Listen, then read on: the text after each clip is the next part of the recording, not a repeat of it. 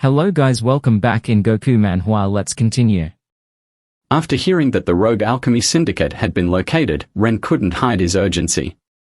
He quickly instructed Rosalind to guide him to the site. At that time, the mastermind was locked in a secluded chamber.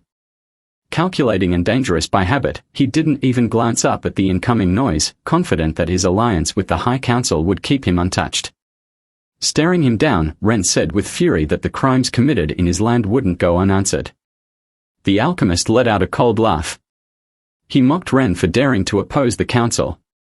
He claimed not to understand how Ren had overtaken that incompetent Barrow to become the region's new protector, but warned him to comply.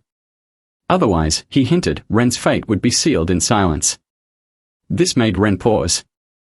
He began to suspect that Barrow had perhaps been helping the syndicate all along. The alchemist grinned, proud of his words, bragging that the stolen relics Ren saw today were nothing compared to their full stockpile. Ren responded, shocked. Just a fraction. That meant countless other sacred items were still missing. He demanded to know where they were hidden.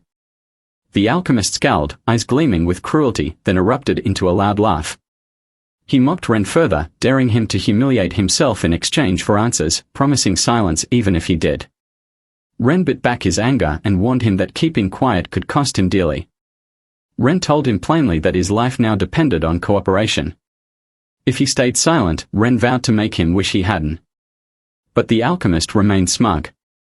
He firmly believed that the High Council's protection would keep him safe and that if Ren harmed him, it would be his own downfall.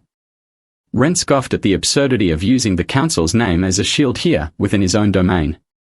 That threat carried no meaning here. And the alchemist's expression finally turned grim. His arrogance diminished somewhat, yet he stubbornly insisted Ren was bluffing and that such threats meant nothing. No longer interested in pointless talk, Ren glanced back at Leah and gave her a silent cue. He gestured for her to demonstrate what real pain felt like. Leah gave a curt nod, and in one swift motion, a thin stream of magic shot from her palm. The energy bolt struck the culprit's arm, causing him to scream and collapse, writhing in pain. Watching without emotion, Ren calmly asked where the missing artifacts were hidden.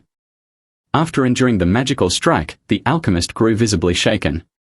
He admitted that their remaining stash was hidden in an old ritual chamber located beneath the ruined chapel in the Eastern Valley. Now that he had what he came for, Ren told Leah to alert Rosalind and assemble the search division without delay. The items needed to be recovered at all costs. Just before departing, Ren threw a final, cutting look at the alchemist and warned him in a low, threatening tone that if the intel was false, there would be no mercy the next time they met. Once Ren was gone, the alchemist let out a faint chuckle and muttered that Ren had walked right into his trap. The chamber was surrounded by elite spellbinders trained by Count SR. In his mind, Ren's forces were no match and would be eliminated easily. Within the hour, Ren and his elite guard approached the chapel ruins nestled deep in the Eastern Valley. Ren remained still as Rosalind crept ahead, her unit flanking her sides, shields raised and swords ready. She surveyed the area with sharp eyes before turning back to report. Rosalind informed him that the chapel's foundation had been disturbed. There were clear signs of concealment. Hearing this, Ren immediately signaled the team to form a perimeter. No one was to leave or enter. Once they had sealed the surroundings, Ren, Leah, and Rosalind ventured inside the crumbling building. Rosalind led the way, blade drawn, and informed the others she would open the trapdoor. As the hatch creaked upward, all three stood frozen. Beneath, hidden by layers of shadow, were crates pulsing faintly, voices inside whispering desperate cries for help, pleading to be spared. Taking careful steps deeper inside, the trio realized the situation was far worse than they feared. The chamber wasn't holding just one or two containers.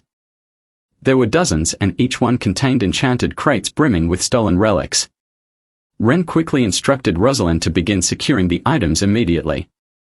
But as Rosalind neared one of the glowing crates, a sudden burst of fire magic was launched at her. Luckily, her years of training kicked in, and she deftly raised a barrier, absorbing the hit with minimal damage. Rosalind shouted to Ren that it was an ambush. Within seconds, the knights surged into the chamber, forming a solid defensive ring around their commander, shields locked tightly. Then, from the shadows, their hidden enemies began to step forward. At the forefront stood a tall, broad man cloaked in dark armor, his expression unreadable. He surveyed Ren's group with interest and asked if they served under the banner of Archmage Callum. He insisted that their faction had no desire for bloodshed and proposed a peaceful discussion. But Rosalind snapped, making it clear they had no interest in negotiating with relic smugglers. She was preparing to command a strike when Ren held his hand up, signaling her to wait. Ren took a step forward, locking eyes with the leader, and asked what kind of discussion he had in mind. The armored man smiled slowly and explained. For years, they had been trafficking arcane artifacts to the noble houses, especially those loyal to Count Essar. Rare tomes, cursed gems, and ancient scrolls were sold for huge profits.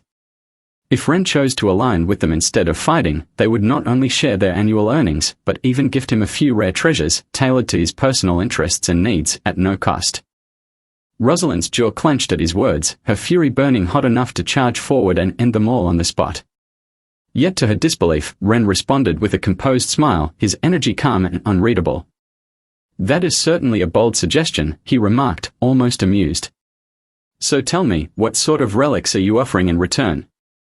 His response caught everyone off guard, even Rosalind. For a brief moment, the entire chamber held its breath, unable to grasp the angle Ren was working from. Thank you all for following the journey of this tale. May your days be filled with strength, purpose, and wonder.